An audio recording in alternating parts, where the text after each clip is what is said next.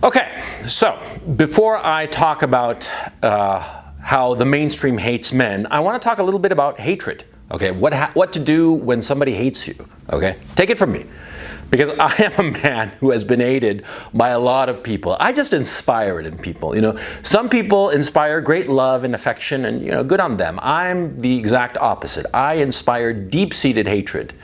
And from the hatred that has been cast my way over the decades, I've distilled a few lessons that are key and that you should always remember when it comes to being hated. As you who are watching it, you who are a man and who are watching this, you're hated by the mainstream. Well, these are the lessons to be learned about being hated. Number one, never moan and groan about it.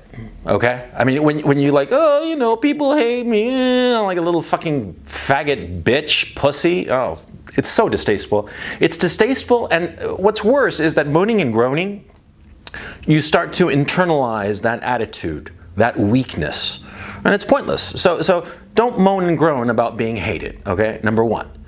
Number two, don't try to plead and placate the person or institution or group or whomever who hates you, okay? Because you're not going to get anything. If you try to plead with them, like, please don't hate me. What can I do so that you don't hate me? I'll do anything. What will make you happy and not hate you? Because I want you to love me. Please love me and don't hate me at least. You're not going to get anything except make yourself look weak. The people you're pleading with, that you're trying to placate, they're going to look at you and they're going to figure that you're a weakling. And they're going to, it's not that they're going to hate you more. No, they're going to try to roll over you. They're just going to try to step all over you and just destroy you. Because that's what happens when somebody hates you and you try to plead with them and placate them so that they don't hate you anymore. The person who hates you considers you weak, because here's the third issue about being hated, and it's the most important one. You see, hatred comes from fear. The person or the institution or whomever it is who hates you, it's because they're afraid of you. That's the key issue that you have to understand. And if you try to plead with them and placate them, they learn that you're not to be feared, okay? And that's why when somebody hates you, what you have to do is that you got to spit in their eye. You got to make it clear that you don't give a shit, and you got to double down and just encourage the hatred. Spit in their eye, poke them in the eye, and laugh in their face. Because then they'll know that, they can hate you all they want, but they'll be more afraid of you, especially if you're willing to go all the way. Okay, and that's something else, and it's perhaps the fourth and final lesson. If somebody hates you and they push the issue, you got to be willing to go all the way, no matter the cost. Because I'll tell you right now from experience, hard-earned experience that I learned in playgrounds and recess periods when I was a boy, and it's lessons that have stood me well for over 40 years. If you are hated and they push you around, you hit back with everything. And it doesn't matter if they kick the shit out of you, okay?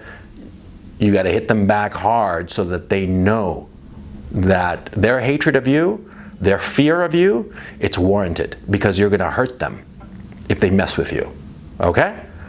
Okay, let me get on with the topic, which is a very important one, which is how the mainstream hates men. For any disinterested observer, it's obvious that the mainstream in the Western democracies hates men. And they express it daily, and they express it on every day to every age group in just about every situation. It's only the people in the democracies of the West who have deluded themselves into thinking that it's a conspiracy theory, this hatred of men. No. It's an actuality, and we got to live with it, okay? And we see it every day. We see it, for instance, with small children, with boys. Boys are rambunctious. Boys are just, naturally, physically more aggressive. You take a 5 or 6 year old boy, right, and you leave him alone in a garden, and he'll climb to the top of the tree. Yeah, he'll just do stuff because he's a boy. Boys are naturally more rambunctious. They are naturally more aggressive. They get into fights. I have 2 small children. I have a 3-year-old son and a 5-year-old daughter, right? Now, My 3-year-old son, you know what he discovered? That when he wants to get a cookie, there's this little stool he can move over, and he crawls up onto the kitchen counter, and then from the kitchen counter he stands up and he crawls up into the cabinets and gets the cookie. You know, my daughter, who's 2 years older, and actually I would venture to say a little bit more physically coordinated than my 3-year-old, my 5-year-old daughter would never dream of doing that. But my 3-year-old son, he's like, yeah, fucking A, let's do that. Because he's a boy. Boys today, what happens? You know, they go to school, even shit in preschool and kindergarten, and they're medicated, you know, to make them more docile.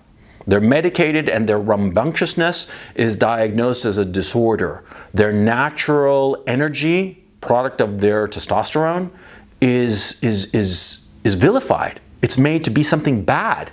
They're basically treated, boy children are treated as if they were defective girls. Yeah? Because all the girls, because they are girls, are far more docile, far more compliant. You know, studies have been done, and this is uncontroversial. Women, girls, are simply more agreeable than men and boys. But the boys, they're treated the same, and if they don't act like girls, then they are considered defective and they must be medicated. Now, these boys who are medicated, well, later on, when they hit puberty and after, what happens to them? They're treated not just as defective girls, which they are, but any screw up that happens in middle school or junior high school and high school, it can affect their lives for the rest of their lives. It determines what colleges or universities they get to go to, what career opportunities they might have. You know, because a naturally rambunctious and intelligent boy will have an incredibly difficult time sitting still for 8 hours in a schoolroom.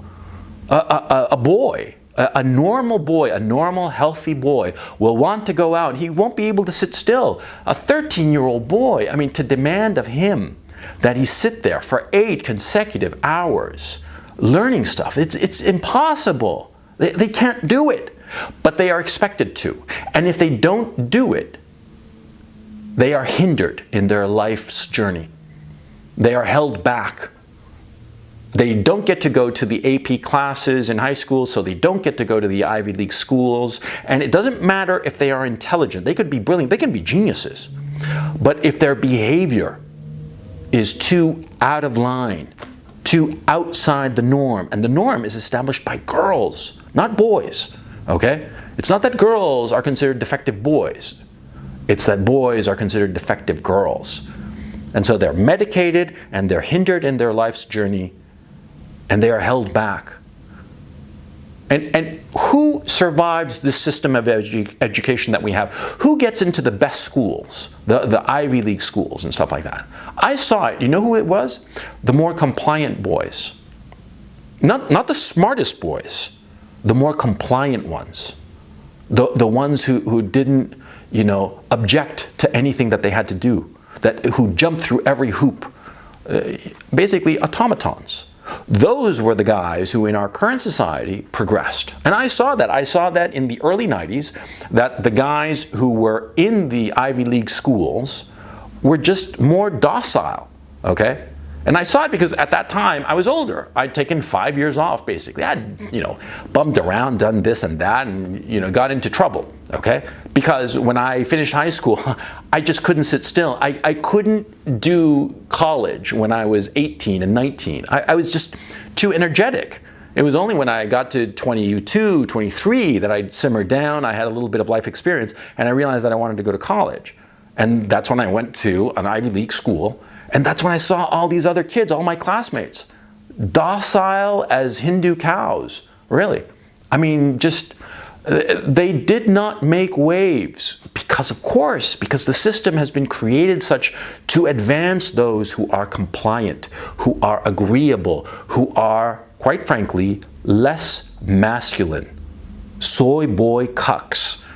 Those are the ones who rise in our current society, and that's a fact. Now, once those young men graduate from college or technical school or whatever the fuck, I mean, you know, mid-20s, right? How are they treated? Well, everything that they do, the natural expression of their masculinity, is called, well, it's called toxic masculinity. It's labeled as a disorder. Just being a man is a bad thing. It's labeled a disorder, it's a toxic masculinity, and the things that men, young men, naturally do, they are vilified, okay? Spreading, mansplaining, the male gaze, it's all negative, and it's all just the natural inclinations of being a man, okay? I mean, shit, I'm in a subway car, of course I'm gonna spread my legs. Do you know why? Because I got a couple of testicles between my legs. And so if I shut my legs like a girl, what happens? My balls get squeezed. So naturally I man spread, okay? I have to. That's the physical reality of carrying a couple of balls between my legs. But of course, if you're a soy boy cock or a little fucking faggot or a little gelding, yeah, of course you can, not man spread and be more like a girl. Yeah, it's fucking easy. You see?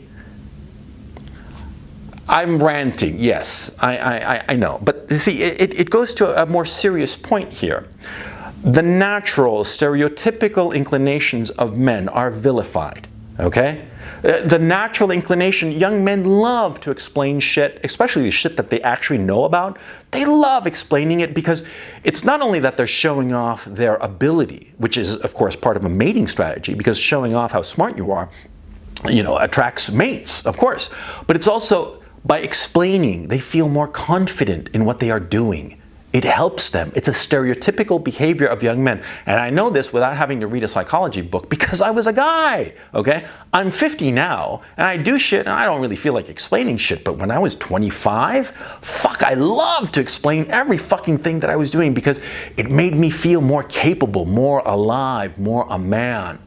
It's a stereotypical attitude of being a man, and it's vilified. More to the point, and something extraordinarily serious. Men aren't being given any guidance. No guidance whatsoever.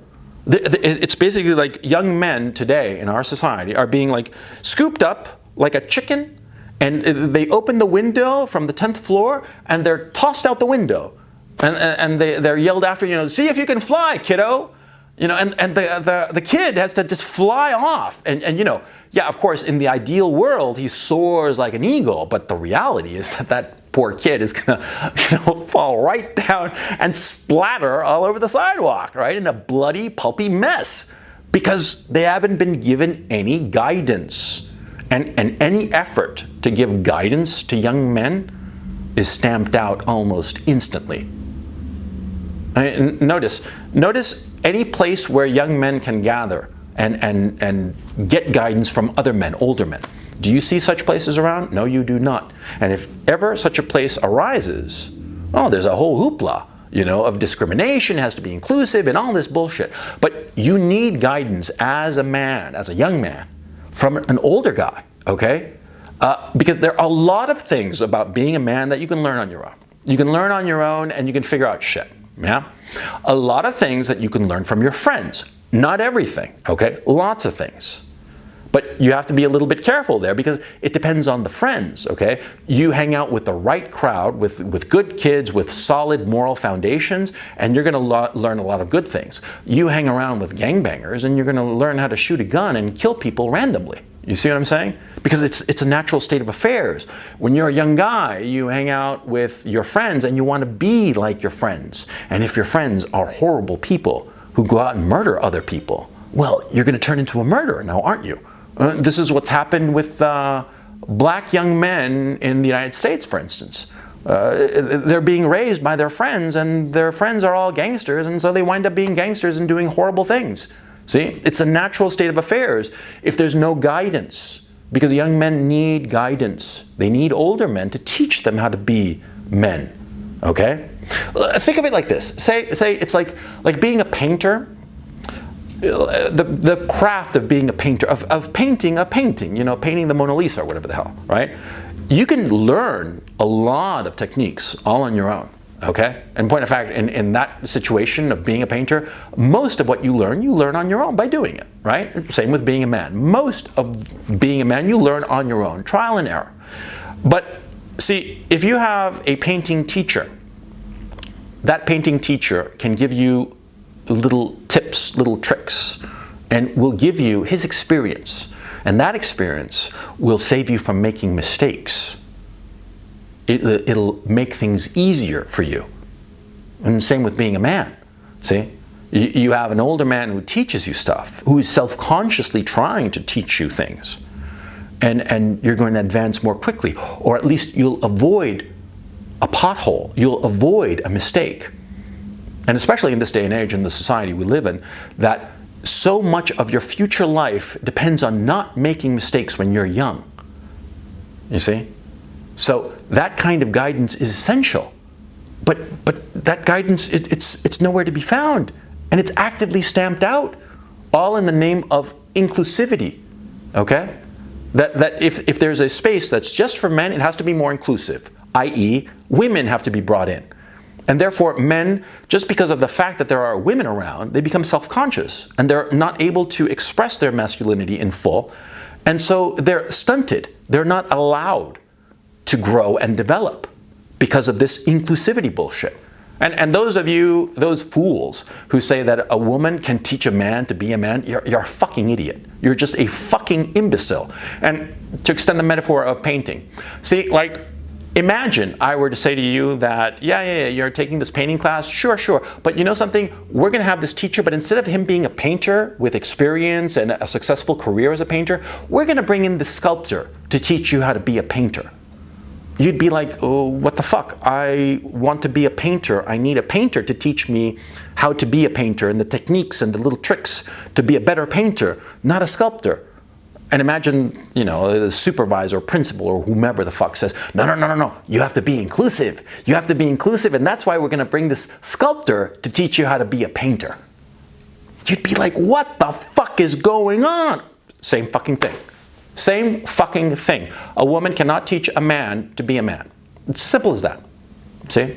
Because also what happens is that women are naturally just, how can I put this? They're softer. Okay? To be a man, you have to learn that life is hard. And in that teaching, in that apprenticeship, you got to take your licks. You got to learn to take the hit. Okay? Now, women, of course, they don't want that. They want everything soft and gentle and nice. You know? They're not going to be the hard taskmaster that a man would be. Because an older man will know how far you can push a young man because he used to be a young man. A woman, no matter how wise and intelligent and just a great woman overall, she'll never know because she was never a young man. She just doesn't know. But our society forbids any kind of apprenticeship, any kind of shared experience between older men and younger men so that they can advance and grow. And insofar as a male-only space, they do not exist. Not today. And they're not going to exist for the foreseeable future, quite frankly. And, you know, the proof of this, let me ask you, you know, can you name an all-women's college in the United States? Offhand, I can name like half a dozen, you know, like Smith, Wellesley, and whatever the fuck, right? A whole bunch of women-only schools, colleges, right? Can you name one all-male college? One in the Western democracies, huh? Oxford, Cambridge, Harvard, Princeton, Yale, they all used to be all-male. Not anymore. They're inclusive. So there's no space for men. And a lot of guys say, well, you know, I've got my fraternity brothers, you know, and with my fraternity brothers, I learn a lot. Fuck you, okay? Your friends at the fraternity or whomever the fuck, they can teach you a lot, sure. You know, everything from rolling a joint to, you know, good pickup lines. But for a life, your friends can't teach you shit because they're as clueless as you are, because they're young. It's like I always tell you, I know shit, not because I'm smarter than you, but because I'm older. I've already been there. I've done it. I've seen it. It happened to me or it happened to guys I knew. Everything, okay? I'm 50 fucking years old. So of course I've learned a few things, you know, if only because it got beaten into me by time and experience, right? But, you know, your friends when you're 20, 25 or whatever, they don't know shit because they're too young. But our society refuses to create such spaces where young men can learn. And it abolishes those spaces the second they arise. Now, here's a problem of this hatred that our society has for young men, because it is a hatred, because it's a fear of young men's natural impulses. And what are those natural impulses? You know, it's aggression, and it is an ability to work with chaos, to thrive in chaos, okay? Now, for various reasons that I'm realizing I'm going to have to cover in a separate video. See, the reasons why our society, the mainstream today, hates men, there are too complicated for this particular video, but the mainstream society does not realize that its hatred for us is eventually going to bring about the ruin of mainstream society, okay? And I'll explain why. See, it's going to happen for two reasons, or let me phrase that. The destruction of mainstream society, of our society, it will have two outcomes, okay? And both outcomes are because of its hatred of men. Now, the first outcome, remember I said before how the young men who advance in our current society are more docile, they're more weak, okay? I'm not saying that they're necessarily more gay or you know, less tea or something like that. They're simply more docile. Okay, you can be a very manly man and, you know, like a football player and all the rest of it, and be extremely docile in your temperament. Okay, I mean, one does not negate the other. The young men who are rising to positions of leadership in our society today are extraordinarily docile. They you know, go along to get along, right? They don't make waves. Now, these men, these weak men, well, in the face of competition from other societies that do not have this problem that our society has, the Muslim world, the East Asia world, the Southern Asia world, okay?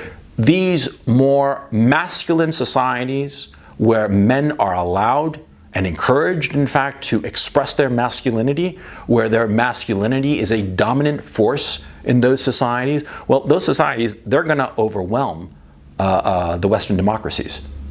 The Middle Easterners, the Africans, the South Asians, the East Asians, they are going to overwhelm, and they are in fact overwhelming, the Western democracies. Because the men who have risen to positions of power and leadership in the Western democracies are weak.